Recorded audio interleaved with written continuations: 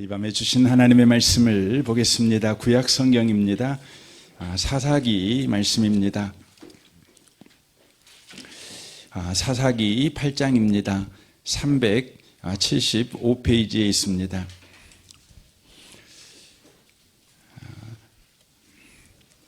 375페이지 사사기 8장입니다.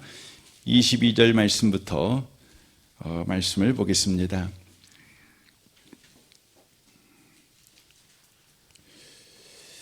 22절부터 31절까지 기록된 말씀을 보겠습니다.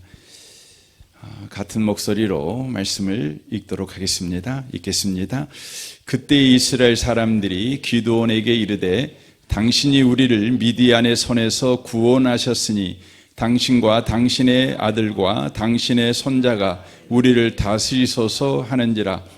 기드온이 그들에게 이르되 내가 너희를 다스리지 아니하겠고 나의 아들도 너희를 다스리지 아니할 것이요 여호와께서 너희를 다스리리라 하니라. 기드온이 또 그들에게 이르되 내가 너희에게 요청할 일이 있으니 너희는 각기 탈취한 귀고리를 내게 줄지니라 하였으니 이는 그들이 이스마엘 사람들이므로 금 귀고리가 있었음이라. 무리가 대답하되 우리가 즐거이 드리리다 하고 겉옷을 펴고 각기 탈취한 귀고리를 그 가운데에 던지니 기드온이 요청한 금 귀고리의 무게가 금 1700세겔이요 그 외에 또 초승달 장식들과 폐물과 미디안의 왕들이 입었던 자색 의복과 또 그 외에 그들의 낙타목에 둘렸던 사슬이 있었더라. 기드온이 그 금으로 에봇 하나를 만들어 자기의 성읍 오브라에 두었더니 온 이스라엘은 그것을 음란하게 이하므로 그것이 기드온과 그의 집의 올무가 되니라. 미디안이 이스라엘 자손 앞에 복종하여 다시는 그 머리를 들지 못하게 하였으므로 기드온이 사는 40년 동안 그 땅이 평온하였더라. 요아스의 아들 여룻바알이 돌아와서 자기 집에 거주하였는데 기드온이 아내가 많으므로 그의 몸에서 낳은 아들이 70명이었고 세겜에 있는 그의 첩도 아들을 낳았으므로 그 이름을 아비멜렉이라 하였더라. 아멘. 아멘. 함께 예배하는 모든 분들 가운데 이 말씀의 축복이 함께 하시기를 주님의 이름으로 축원합니다. 우리가 읽었던 오늘 본문 말씀은 7장과 대비되어지는 말씀을 우리가 읽었습니다. 7장에서 보면 기드온을 통해서 미디안이 이제 패하게 되고 기드온의 300용사가 승리하는 바로 이야기가 들어가 있습니다. 그러나 8장에 오면 기드온의 못난 모습을 우리가 오늘 본문에서 읽었습니다. 우리는 이런 질문을 해볼 필요가 있습니다. 그 기드온이 이 미디안을 300명의 용사로 승리한 이야기로 기드온 이야기를 끝냈다면 더 좋았지 않았을까? 기드온을 생각하는 저와 여러분들이 기드온처럼 살아야지 이런 좋은 교훈을 얻었지 않았을까? 이런 생각을 우리가 합니다. 그런데 성경은 굳이 8장에서 기드온의 못난 모습을 바로 기록하여 저와 여러분에게 이 부분을 읽게 하고 있다고 하는 것입니다. 왜 이렇게 하고 있을까요? 그 이유는 아무리 뛰어난 업적을 행한 사람이라도 결코 그는 구원자가 될 수 없다는 것을 바로 우리에게 말씀하시기 위해서입니다. 하나님이 그를 이스라엘을 구원하는 구원자로 쓰신 것 같지만 실상 그는 구원자가 아니라 하나님만이 구원자시다. 그는 하나님의 구원자 되심을 드러내기 위해서 하나님께서 들어 쓰신 막대기에 불과한 자다. 그도 하나님의 은혜가 필요한 죄인에 불과하다. 이것을 바로 성경을 읽는 저와 여러분에게 바로 가르쳐 주시기 위해서 기드온의 못난 모습을 바로 보여준다고 하는 것입니다. 아브라함을 봐도 그렇습니다. 아브라함은 믿음의 조상 아닙니까? 하나님께서 그를 믿음의 조상으로 삼기 위해서 갈대아 우르에서 부르셨습니다. 그래서 그의 인생을 하나님은 믿음의 사람이 되도록 약속을 신실하게 지켜주시는 하나님을 아브라함이 계속해서 경험하게 하십니다. 그리하여 구원의 복음이 무엇인가를 또 아브라함의 생애를 통해서 설명하는 일에 아브라함을 쓰시는 것을 보게 되어집니다. 우리가 성경을 읽다 보면 아브라함의 이야기가 창세기 22장에 이삭을 번제로 드리는 것으로 이렇게 끝나는 줄 압니다. 그러니까 여호와 이레의 하나님, 준비하시는 하나님, 이 멋진 이삭의 번제 사건, 예수 그리스도의 그 십자가를 예표하는 그 사건을 보여줌으로 아브라함의 인생 이야기가 딱 끝나는 것 같습니다. 그래서 대부분의 우리 그리스도인들이 아브라함의 끝은 이삭의 번제 사건, 그 하나님께서 그의 믿음을 인정한 그 멋진 모습으로 기억합니다. 하지만 여러분이 창세기를 읽어보시면 아브라함의 이야기가 창세기 22장에서 끝나는 것이 아니라 창세기 25장에서 끝나고 있는 것을 보게 되어집니다. 창세기 25장에 어떤 이야기가 기록이 되어 있습니까? 바로 부인 사라가 죽습니다. 사라가 127살에 죽습니다. 죽으니까 이제 아브라함의 나이가 몇 살입니까? 137살 아니겠습니까? 137살 먹은 아브라함이요, 제 생각에는 사라를 너무 사랑했고 사라와 추억도 많고 또 사라를 통해서 하나님께서 이삭이라는 아들을 주었으니까 그 은혜 생각하면서 남은 여생을 지냈을 것 같다, 이런 생각을 하는데 아브라함은 안 그랬습니다. 아브라함은 장가를 갑니다. 137살 때. 근데 장가를 가면 여러분 어떤 여인을 얻어야 돼요? 뭐 장가 갈 수 있는 거 아닙니까? 부인이 없는데 뭐 재혼할 수 있죠. 뭐 죄 짓는 건 아니죠. 그런데요, 이 아브라함이 누구하고 재혼하느냐? 그두라라고 하는 여인하고 결혼을 하게 되어집니다. 근데 이 그두라라는 여인이 어느 지파 사람인지를 성경은 이야기하지는 않습니다. 하지만 유대인들의 전승, 또 학자들의 견해를 쫓아가면 하갈과 같은 계통, 그러니까 이집트 함족 속의 여인이 바로 그두라가 아니겠느냐라고 이야기를 하고 있습니다. 그러니까 자기 아들 이삭에게는요, 절대 가나안 여자하고는 결혼하면 안 돼, 이방 여자하고는 결혼하면 안 돼, 이렇게 했잖아요. 같은 셈 계통, 같은 아브라함의 친척들과 결혼하게 하지 않습니까?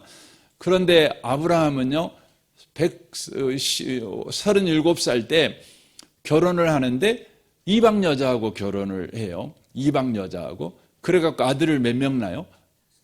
6명을 낳습니다. 6명을 낳습니다. 많은 분들이 아브라함의 자녀가 2명인지 알아요? 이삭과 이스마엘.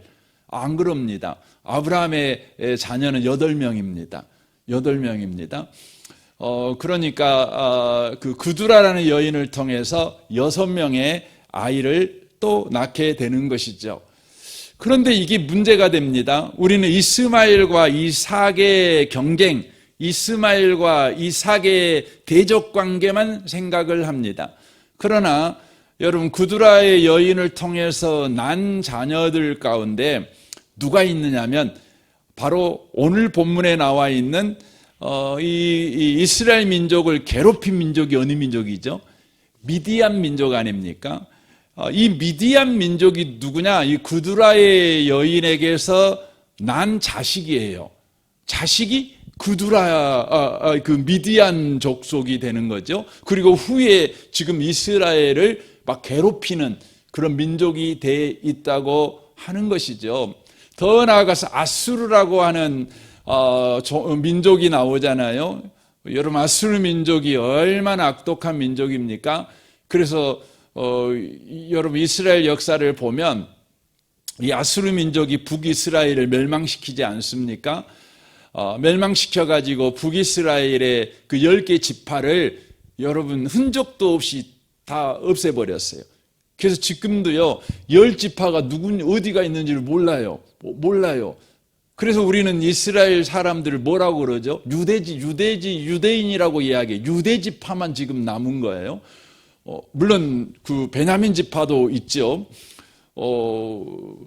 그래서 지금 이스라엘의 수상이 그 베냐민 이 지파 사람이에요.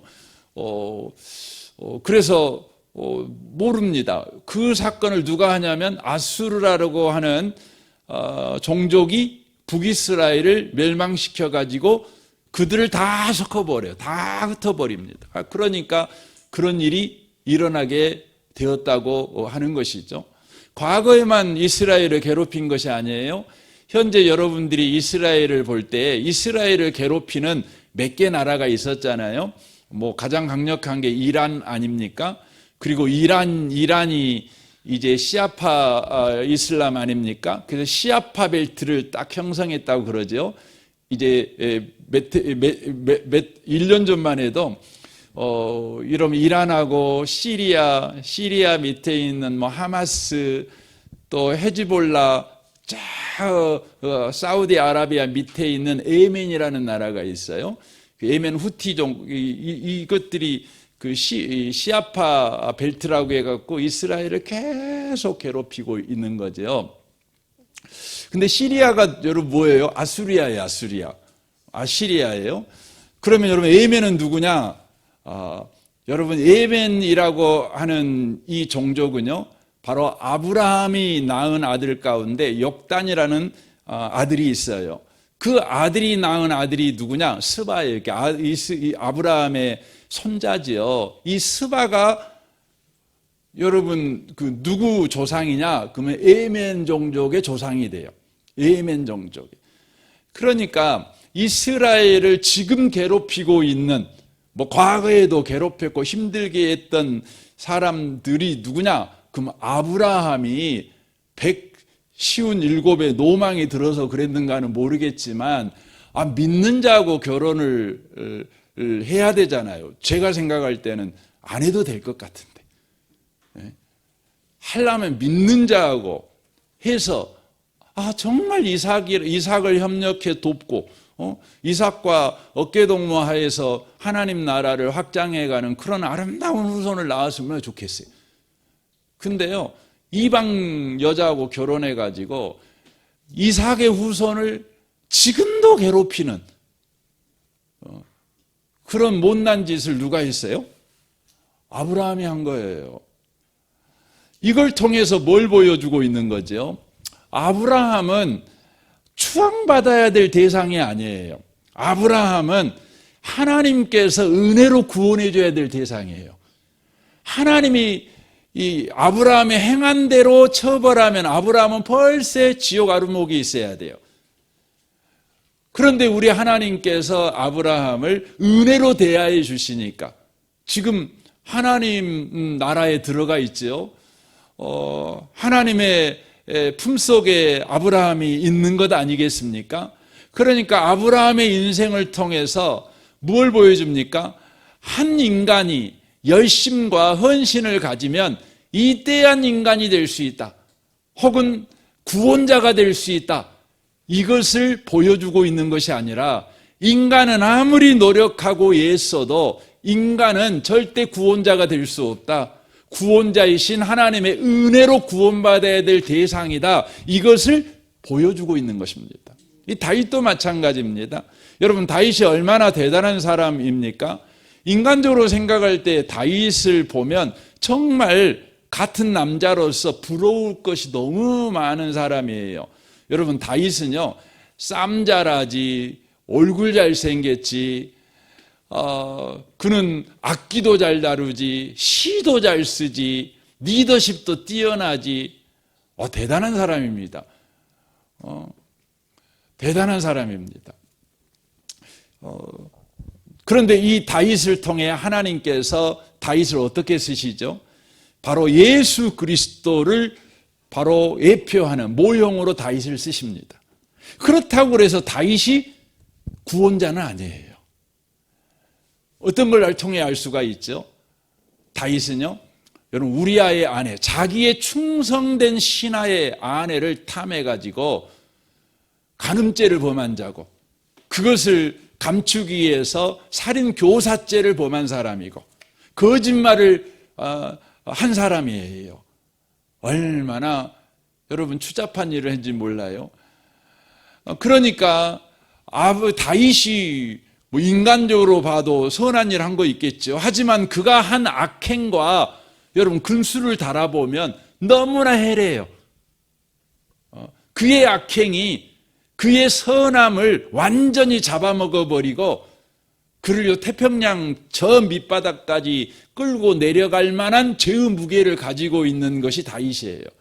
그러니까 다윗이라는 사람이 행한, 인생에서 행한 그의 일을 가지고 하나님께서 그를 대하셨다면 그도 지옥 아로목이 있는 거예요.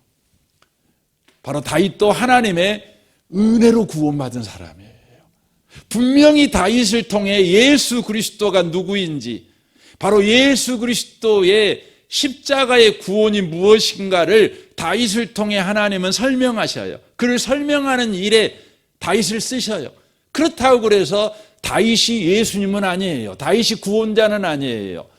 다윗도요, 예수님의 구원, 예수님의 은혜가 바로 필요한 바로 사람이라고 하는 것이죠.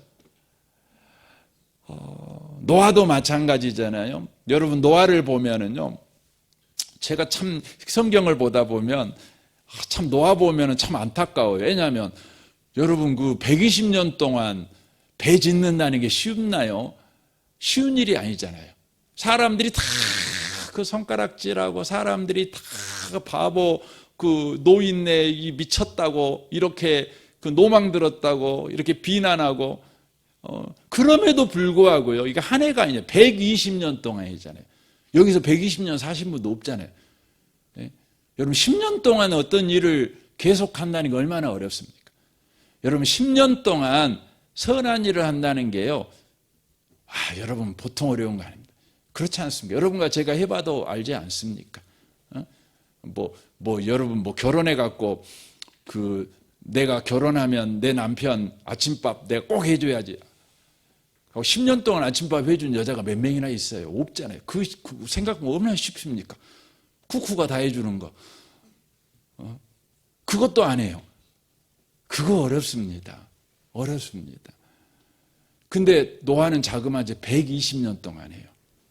여러분 그 정도 할 사람이면 홍수가 끝난 다음에 또 하나님으로부터 무지개의 언약을 받잖아요. 다시는 물로 심판받지 안 해줄게. 그 정도면 여러분 노아가 남은 인생 어떻게 살았어야 돼요? 정말 믿음의 사람으로 살았어야 되잖아요. 누가 봐도 와 정말 노아 할아버지 멋있어. 아니 그 자식들이 와 우리 아버지 너무 멋있어. 난 아버지의 신앙을 따라 살아야지.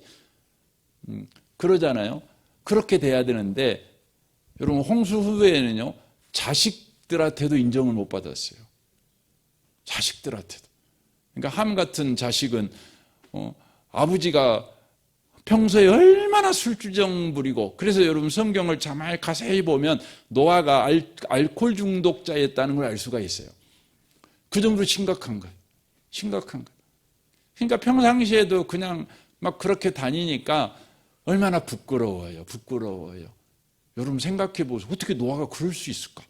어떻게 사람이 그렇게 120년 동안이나 믿음을 지켰던 사람이 어떻게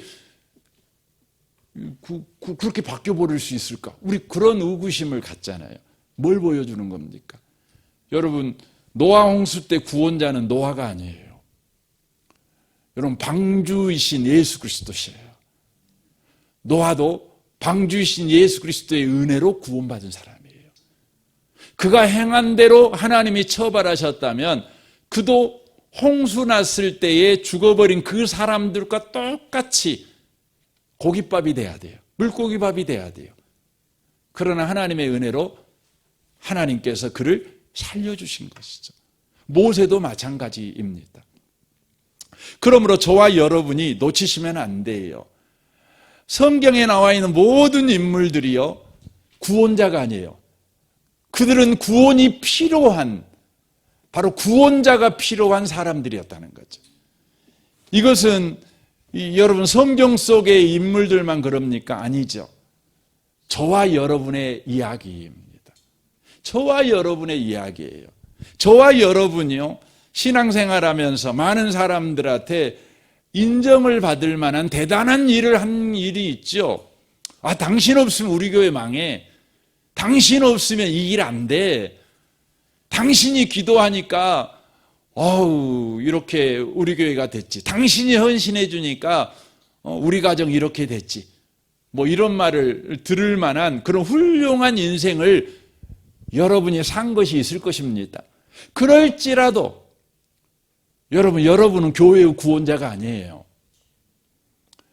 여러분은 어떤 일의 구원자도 아니고 어떤 사람의 구원자도 아니고 어떤 공동체의 구원자도 아니에요. 단 1초도 여러분은 구원자가 된 적이 없어요. 구원자가 아니었어요. 단 1초도 저와 여러분에게는 하나님의 은혜가 필요한, 구원자가 필요한 바로 존재라는 것을 바로 오늘 기드온 이야기를 통해서 바로 우리에게 보여주는 것이에요. 바로 기드온 이야기를 통해서 기드온이 구원자가 아니다. 봐라, 기드온은 얼마나 못났냐, 얼마나 거짓됐냐, 얼마나 욕망의 사람이냐. 니들이 기드온을 본받으려고 하지 말고 그런 기드온을 바로 예수 그리스도를 예표하는 사사로 삼으시고 그런 기드온을 오래 참으시사 300명의 사람을 가지고 13만 5천 명의 미디안 군대를 파해버리는 그런 일을 하시는 그 하나님을 봐라. 그래서 기드온의 인생을 통해서 하나님께서 드러내 보이려고 하는 것은 인간이 헌신하면 이만큼 위대해질 수 있다. 인간이 노력하면 이렇게 멋져질 수 있다. 이걸 보여주는 것이 아니라 예수만 구원자다. 이걸 보여주려고 한다는 것이죠. 이것을 바울 사도가 고린도전서 1장 26절에서 이렇게 설명을 합니다. 형제들아, 너희를 부르심을 보라. 육체를 따라 지혜로운 자가 많지 아니하며 능한 자가 많지 아니하며 문벌 좋은 자가 많지 아니하도다.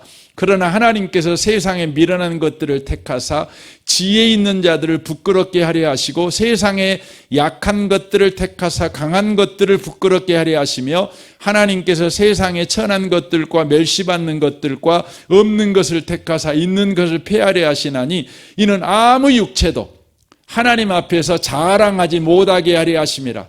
너희는 하나님으로부터 나서 그리스도 예수 안에 있고 예수는 하나님으로부터 나와서 우리에게 지혜와 의로움과 거룩함과 구원함이 되셨으니 기록된 바 자랑하는 자는 주 안에서 자랑하라 함과 같게 하려 함이라.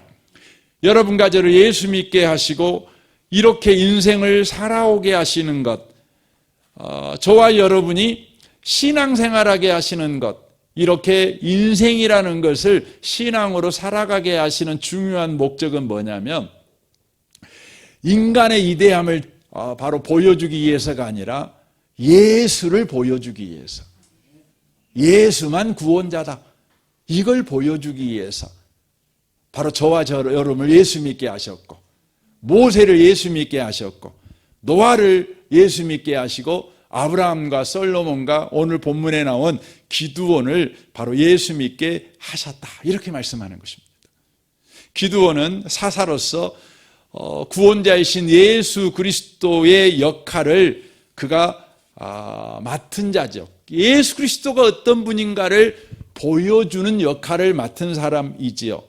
그럼에도 불구하고 동시에 추악한 죄인이라는 것을 적나라하게 성경이 폭로하므로 기드온은 죄인이다, 예수의 은혜로 구원받을 바로 죄인이다, 이것을 이야기를 하고 있다는 것이죠. 오늘 본문 30절을 봐보십시오. 기드온의 아내가 많음으로, 기드온이 아내가 많았대요. 여러분 성경은 말해요, 분명히 말합니다. 창세기 여러분 딱 펴시면 하나님이 가정을 만들어 놓으시고 가장 먼저 가정이 어떻게 구성이 되어야 하나님께서 디자인하신 그 가정인가 이걸 설명해요. 그게 뭐죠? 한 남자가요 부모를 떠나 한 여자와 여러분 한 몸이 돼야 이게 하나님이 디자인한 가정이에요. 여러분 구약 성경을 읽어보시면 우리가 소위 믿음의 사람이라고 하는 사람도 막 부인이 3명, 4명 막 그래요. 막 아브람만 봐도 부인이 벌써 뭐 첩까지 하면 첩이 있었고 부인이 있었고 나중에 후처가 있고 뭐 그러잖아요. 뭐 여러분 야곱 같은 사람은 뭐 부인이 2명이고 첩이 2명이고 그러잖아요. 성경에 보면 많습니다. 그래가지고 이런 성경을 보고 아이고 하나님은 창세기 2장에서 그렇게 말씀하셨지만 하나님은 이렇게 일부 다처제를 허용해. 성경에 봐라. 아브라함도 그랬지 않냐? 뭐 누구도 그랬지 않냐? 다윗도 그랬지 않냐? 이렇게 이야기를 해요. 여러분 그것은 다 죄인의 욕망이에요. 여러분 하나님이 그럼에도 불구하고 하나님께서 은혜로 그들을 구원하신 거죠. 여러분 이 다윗이 여러 명의 부인을 걷고 야곱이 여러 명의 부인을 얻으니까 그를 구원하려고 뭐 하셨어요? 아들을 십자가에 죽였어요. 여러분 그거 아셔야 돼요. 그냥 구원한 것이 눈 봐줘가지고 네가 부인이 4명인데 내가 봐줄게 그냥 구원해줄게 그렇게 해서 구원받은 게 아니에요.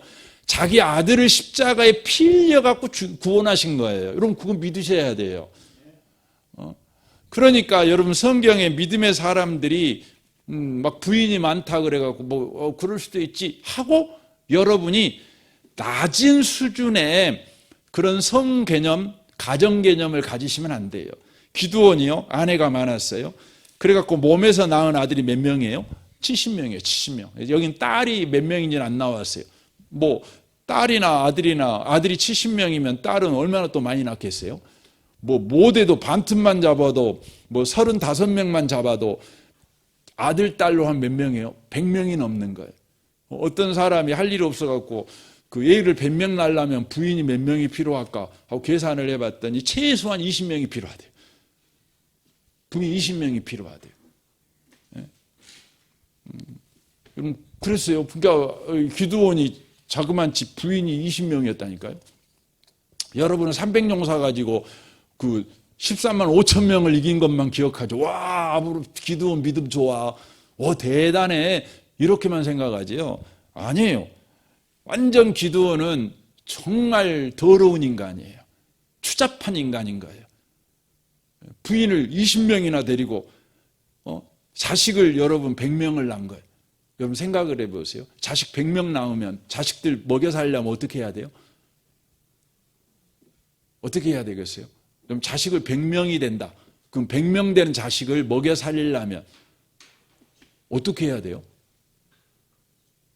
뻔하죠. 여러분 그 정상적인 일을 해가지고는요 그 누구도 100명 먹일 수 없어요. 부정한 짓 해야 돼요. 그러니까 기드온은 당시에 최고 권력자였잖아요.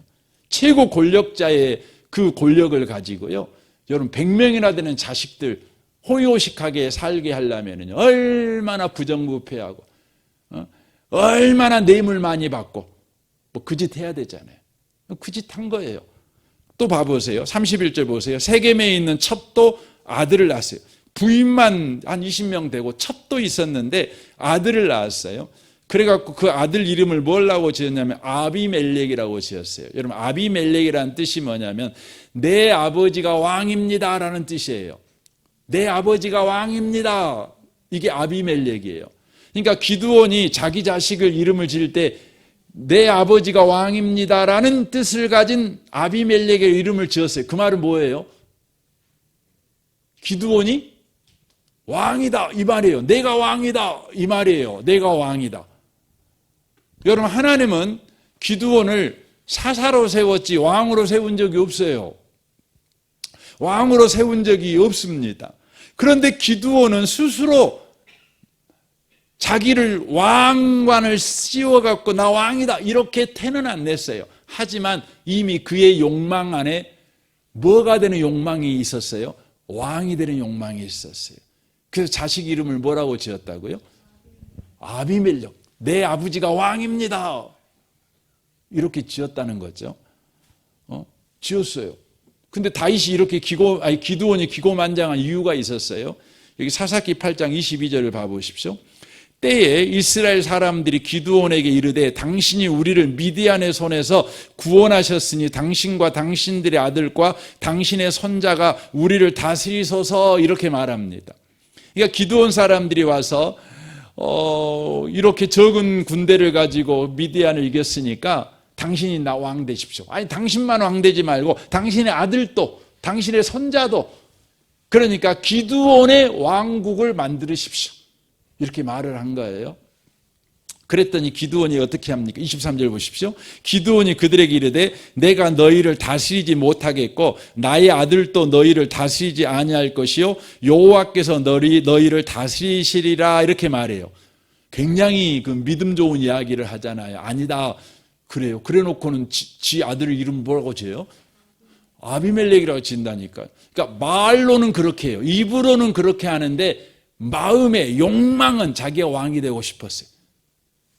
그가 대놓고 왕이 못된 이유가 있었어요. 그 이유는 뭐냐면 당시에 이스라엘 율법은요 백성이 왕을 세우지 못해요. 왕은 누가 세워요? 하나님이 세워요. 하나님이 세워요. 그래서 나중에 사무엘에게 이스라엘 백성들이 뭘 요청해요? 우리도 왕 세워주세요. 왕 세워주세요. 하나님께 구해서 왕 좀 세워달라고 해주세요. 그렇게 하는 겁니다. 그러니까 사람이 백성들이 이 왕을 세울 수가 없었어요. 하나님의 말씀을 쫓아 하나님이 왕을 세우는 거죠. 그러니까 기드온이 하나님이 무섭죠. 그러니까 신이 자기가 왕으로 서지는 않는 것입니다. 대신 그는 어떻게 하죠? 그는요 자신이 바로 왕의 욕망을 그는 감추지 않고 그것을 교묘한 방법으로 그것을 씁니다. 그것이 24절부터 나옵니다. 그러나 내가 당신들이 제가 현대인의 성경으로 읽어드릴게요. 그러나 내가 당신들에게 한 가지 부탁할 것이 있어. 당신들이 적군에게서 빼앗은 귀고리를 나에게 주시오. 미디안군은 이스마엘 사람이므로 모두 금 귀고리를 달고 있었다. 그러자 그들이 기꺼이 드리겠습니다 하며 겉옷을 펴고 모두 자기들이 빼앗은 귀고리를 내어놓았다. 기드온이 받은 금 귀고리는 약 19.4kg였다. 여러분 19.4kg 요즘 1g에 얼마인지 1kg에 얼마인지 모르겠어요. 뭐 굉장히 많은 돈이죠. 19kg면 굉장히 많은 금을 모은 거죠. 거기에서 초승달 모양의 장식품과 귀한 폐물과 미디안 왕들이 입었던 자색 옷과 낙타목에 둘렸던 사슬을 포함되지 않았다. 기드온은 그 금을 가지고 뭘 만듭니까? 에봇 하나를 만들게 됩니다. 여러분 에봇이 뭘까요? 에봇은요 대제사장이 입는 겉옷입니다. 대제사장이 입는 겉옷인데 이 에봇은 성전의 휘장을 상징하는 거예요. 성전의 휘장을 상징하는 거죠. 휘장을 상징해요. 그래서 이 에봇 이에다가 뭘 걸쳐요? 흉패를 붙여요. 흉패. 흉패는 뭘 상징하죠? 이스라엘의 12지파를 상징하지만 지성소를 상징해요. 그래서 후에 예수께서 성전 십자가에 죽을 때 성전 휘장이 쫙 찢어져 버렸어요. 찢어져 버렸죠. 그건 뭘 상징하냐면 이제 이 에봇은요. 에봇을 입으면 에봇을 입은 대제사장만 지성소에 들어갈 수 있어요. 그래서 이 에봇에는 성전 휘장을 상징하지만 에봇하고 성전 휘장하고 다른 것이 딱 하나가 있어요. 뭐가 다르냐면 성전 휘장에는요 하얀 검을 든 두 그룹이 딱 지키고 있어요. 지성소 들어오면, 죄인들이 들어오면 죽여버릴 거야, 이거예요. 이건 에덴 동산에 있는 생명나무를 말하지요. 생명나무, 에덴에서 쫓겨난 다음에 생명나무에 접근하지 못하도록 불검을 든 그룹을 하나님이 두시지 않습니까? 그래서 죄인이 만약에 생명나무로 오면 그 생명나무는 생명나무가 아니라 저주나무가 되는 거예요. 죽이는 나무가 되는 거예요. 하지만 이 에봇에는 뭐가 없냐면 두 그룹이 화염검 든 것이 없어요. 그러니까 이 에봇을 입은 대제사장만 어디로 들어갈 수 있어요? 지성소에 들어갈 수 있는 거예요. 지성소에. 그런데 바로 신약에서는 이 에봇은 성전 휘장이신 예수 그리스도, 그 예수 그리스도가 십자가에 죽으실 때 휘장이 찢어지잖아요. 그리고는 히브리서 9장에서 말씀한 것 같이 자기 육체를 찢어서, 성전 휘장을 찢어서 하나님과 우리 사이에 새롭고 산 길을 놔버리셨다고 말씀하셔요. 예수 육체가. 그래서 여러분, 에봇이라는 건 뭘 상징하냐면 예수 그리스도와 예수 그리스도의 십자가의 구속 사역을 상징하는 것이 뭐냐면 에봇이에요. 에봇. 그러니까 에봇은 한마디로 말하면 구원자를 상징하는 거예요. 그런데 이 기드온이 지금 뭘 만들었다고요? 에봇을. 그리고 그걸 뭐 어디다 뒀어요? 에봇은 여러분 대제사장이 입는 옷이니까 어디가 있어야 맞습니까? 성전에 있어야죠. 성막에 있어야 되죠. 그런데 어디다 뒀어요? 자기 고향집에다가 뒀어요. 자기 집에다 뒀어요. 그 말은 자기가 뭐라는 거죠? 내가 예수다. 내가 구원자다. 지금 그걸 하고 있는 거예요. 그걸 하고 있는 거죠.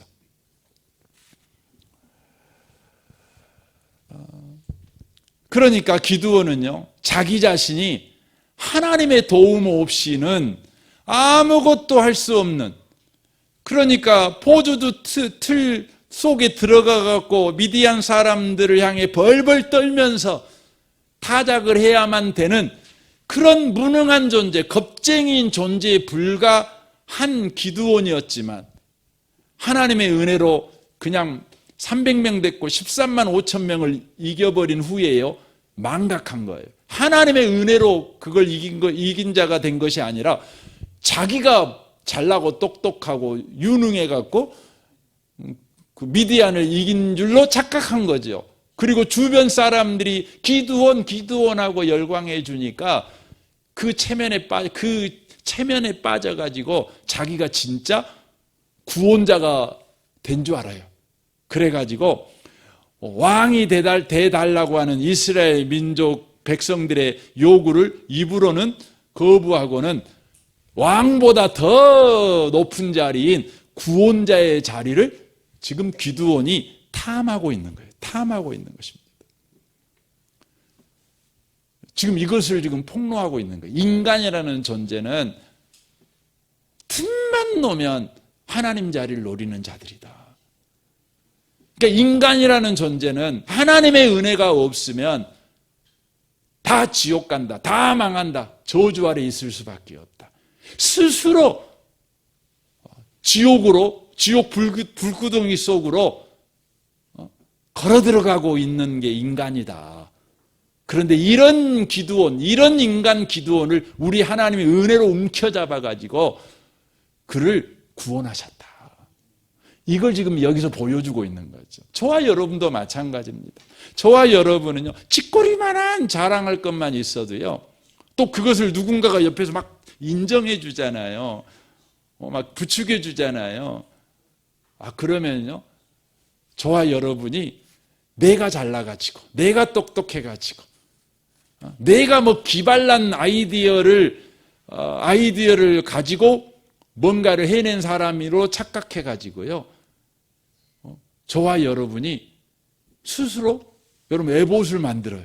스스로 구원자인 줄 알아요. 내 인생의 구원자. 그러니까 하나님의 은혜로 내 머리채를 주님이 안 잡아주면은요, 저와 여러분은요, 막 가려고 그래. 어디로요? 지옥 구덩이 속으로. 이게 인간이라는 거예요. 인간이라는 거예요. 여러분과 제가 기억하셔야 돼요. 예수만 구원자십니다. 예수만 구원자세요. 그래서 여러분 성경을 오늘 시간이 많이 가버려 가지고 뭐 다음 주에 이거 된 다음에 말씀드리고 싶어요. 지금 아브라함도 이야기하고 제가 다윗도 이야기하고 막 이렇게 이야기를 했는데 이분들이 다 누구를 붙잡았냐? 예수를 붙잡았어요. 예수를 붙잡은 거예요. 저는 이 밤에 오신 저와 여러분이 평생을 살아가면서 우리는 하나님의 은혜 없이는 안 되는 사람이야. 이걸 절대 놓치지 마십시오. 여러분의 머리가 그냥 이렇게 쳐들어지려고 하면 여러분 깜짝 놀라세요. 그래서 여러분 나이가 드시면 드실수록 섭섭병에 많이 드신다 그러잖아요. 섭섭하다 그러잖아요. 왜 섭섭합니까? 자기 존재감을 무시받는 거죠. 내가 한 일을 무시받는 거예요. 내가 한 일 많은데, 내가 헌신한 거 있는데, 내가 인간으로서 인정을 못 받는 것 같아요. 그러니까 섭섭해요. 섭섭해. 여러분 성경에 봐보세요. 성경에 나온 인물들 가운데 나이가 이렇게 들면 들수록 다들 섭섭병에 걸려가지고 죄를 지어. 나 살아있어. 이걸 하는 겁니다. 나 살아있다는 거죠. 그래서 시험에 더 들어요. 그래서 넘어져요. 저와 여러분이 놓치시면 안 돼요. 그래서 여러분, 저도 기도합니다. 여러분도 기도하십시오. 나이가 점점 들어가면요. 절대 섭섭병에 걸리시면 안 돼요. 그건 내가 내 안에서 나야가 계속 올라와서 그래요. 내가가 계속 올라와서 그래요. 근데 그런 줄 여러분과 제가 아셔야 돼요. 그래서 여러분과 제가 계속해서 주의 은혜 없이는 안 되는 사람이라는 것을 늘 기억하시고 무릎을 꿇는 일을 여러분과 제가 하셔야 돼요. 엎드리시는 일을 계속 하셔야 돼요. 엎드리셔야 돼요. 엎드리셔야 돼요. 다른 것이 없어요. 엎드리셔야 되는 겁니다. 이 밤에 오신 복 있는 성도 여러분, 기억하십시오. 기드온은 구원자가 아닙니다. 구원이 필요한 자입니다. 저와 여러분도 구원자가 아닙니다. 구원이 필요한 사람입니다. 주의 은혜가 오늘 또 저와 여러분을 예수 믿게 하고 있는 줄로 믿습니다. 이 은혜가 저와 여러분에게 평생 함께 하고 있음을 기억하고 예수 은혜를 구하며 의지하여 살아가는 모든 분들 되시기를 주님의 이름으로 축원합니다. 아멘. 우리 같이 기도하겠습니다.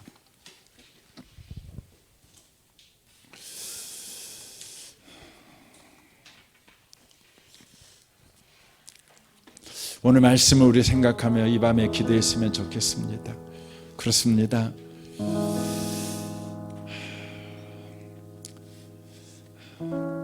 기드온이 한 일을 보면 대단합니다.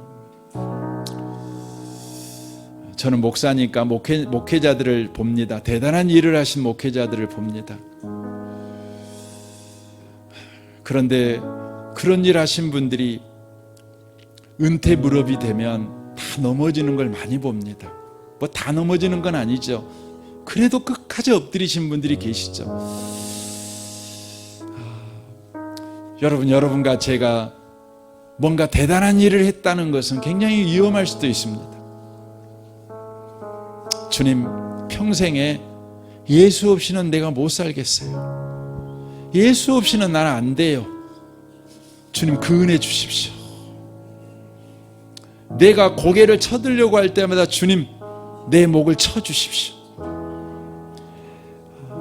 나여 하고 지옥 불구덩이로 걸어갈 때 내 머리채를 잡고 주님 강권하셔서 나를 천국으로 다시 끄집어 주십시오. 은혜 속으로 다시 끄집어 주십시오. 우리는 조금만 일을 당해도 섭섭합니다. 나를 내가 무시받는다고. 근데 사실 우리는 무시받아도 되는 사람들입니다.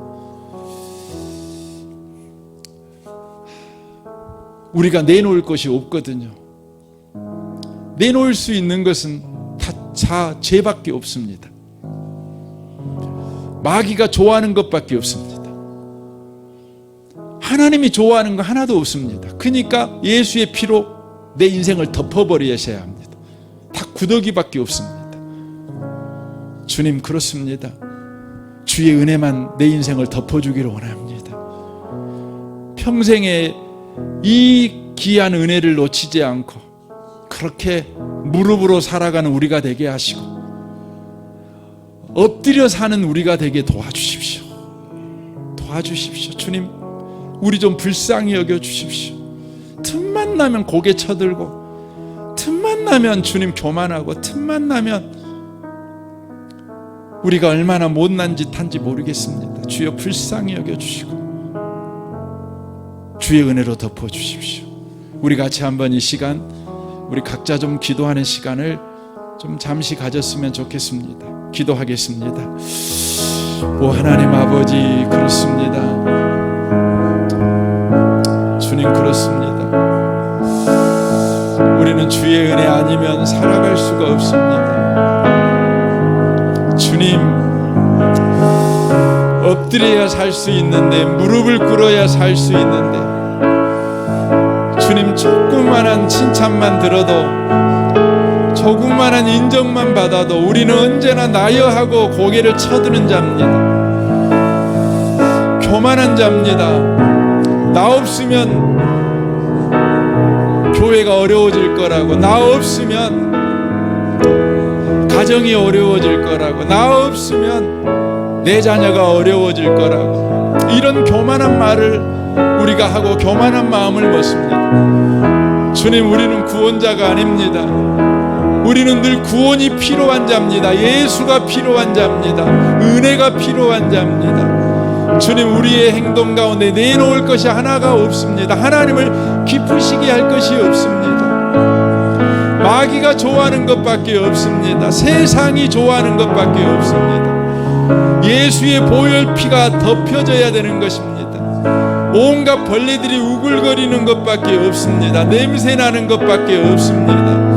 오 하나님 아버지, 우리가 이 시간 구합니다. 주님, 평생에 주의 은혜가 우리에게 필요한 줄 인정하고 엎드리며 살아가게 하시고 무릎으로 살아가는 우리가 되도록 주여 축복하여 주옵소서. 하나님 아버지, 이 밤에 기드온의 못난 짓을 보면서, 기드온의 악함을 보면서, 기드온이 스스로 에봇을 입어 자기가 구원자라고 자처하는 것을 보면서 하나님의 은혜를 다시 생각합니다. 기드온이 행한 대로 하나님께서 처벌하셨다면 기드온은 지금 지옥 아랫목에 앉아 있을 텐데, 지옥 불구덩이 속에서 아우성을 치며 괴로워하는 자가 돼 있을 건데, 기드온의 행위를 주님 보지 아니하시고 예수께서 기드온을 위해 십자가에 죽으신 그 구원의 행위를 보시고 예수가 흘리신 그 보혈피로 기드온의 행위를 덮어버리심으로 냄새나고 추악한 기드온을 보지 아니하고 예수 보고 기드온을 구원하신 주님을 찬양합니다. 주님, 우리도 기드온처럼 주님이 구원해 주시니 감사합니다. 우리의 행동대로 주님은 우리를 대하지 않으셨습니다. 우리의 언어 습관대로, 우리의 성격대로, 우리가 살아온 날들의 우리의 행위대로 우리를 처벌했다면 지금 우리는 히틀러와 같이, 스탈린과 함께, 저 김일성이하고 함께 지금 지옥에서 그렇게 몸부림치고 있을 것인데, 주의 은혜가 우리의 인생을 덮어버리셔서 천국 백성 삼아주셔서 감사합니다. 주님, 이 은혜를 평생 놓치지 않게 하여 주옵소서. 우리가 누군가에게 칭찬 들을 만한 행동을 했을 때 우리의 고개가 쳐들어질까 두렵습니다. 나여 할까 두렵습니다. 주님, 그때마다 우리의 주님 환도뼈를 쳐서 무릎을 꿇게 해 주옵소서. 엎드리는 자가 되게 하여 주옵소서. 예수가 필요합니다. 우리 구원자 아닙니다. 주님의 은혜가 필요합니다. 그렇게 늘 주께 두 손 들고 천부의 의지 없습니다. 의지할 데 없습니다. 주님밖에 없습니다. 그렇게 늘 주 앞에 있는 우리가 되도록 축복하여 주옵소서. 이 밤에 우리에게 은혜 주신 주님을 찬양합니다. 예수님의 이름으로 기도합니다. 아멘.